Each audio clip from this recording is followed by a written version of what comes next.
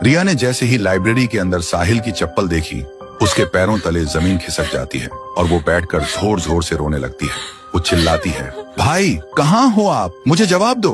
तभी उसके कानों में वही आवाज गूंजती है।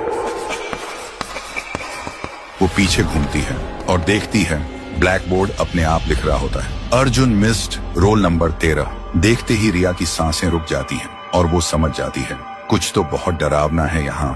कांपती हुई आवाज में रिया बोलती है, तुम कौन हो और ब्लैक बोर्ड पे जो लिखा है उसका मतलब क्या है? अगर कोई यहाँ है तो मुझे दिखाई दो। तभी एक अजीब सी आवाज गूंजती है और एक परछाई दिखाई देती है। एक लड़का स्कूल यूनिफॉर्म में, उसकी आंखों में सिर्फ दर्द। वो कहता है, सब मुझे भूल गए। रिया पूछती है, तुम कौन हो और चाहते क्या हो? परछाई बोलती है, मैं हूँ अर्जुन, मिस्ड रोल नंबर 13। आज से 5 साल पहले की बात है। मैं बचपन से अनाथ था। मेरे मम्मी पापा मुझे अकेला छोड़कर चले गए थे।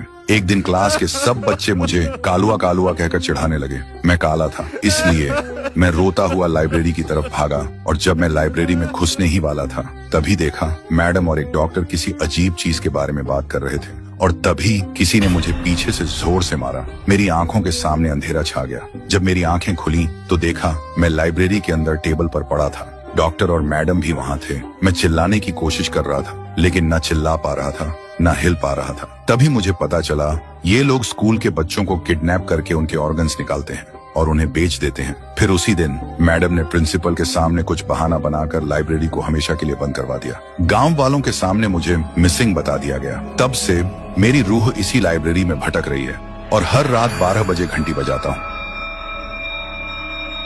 बस इस उम्मीद में कि कोई आए, मेरी कहानी सुने और मुझे इंसाफ दिलाए। रिया की आंखों में आंसू आ जाते हैं। वो बोलती है, मैं तुम्हारा दर्द समझ सकती हूँ, लेकिन मेरे भाई ने क्या किया था? उसे क्यों गायब कर दिया? वो कहाँ है? अर्जुन बोलता है, तुम्हारा भाई बिल्कुल ठीक है। उस दिन जब मैं उसके सामने आया वो डर के मारे बेहोश हो गया था। अब वो तुम्हें लाइब्रेरी के एक कोने में एक सीक्रेट डोर है, उसके पीछे मिल जाएगा और वहीं मैडम के राज की असली फाइल भी है।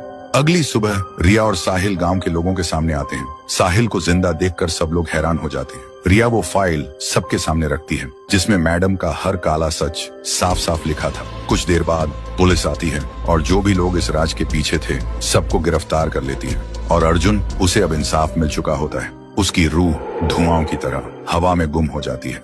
तो दोस्तों, अगर आपको ये कहानी पसंद आई हो और आगे भी ऐसी हॉरर सीरीज चाहिए हो तो कमेंट करो।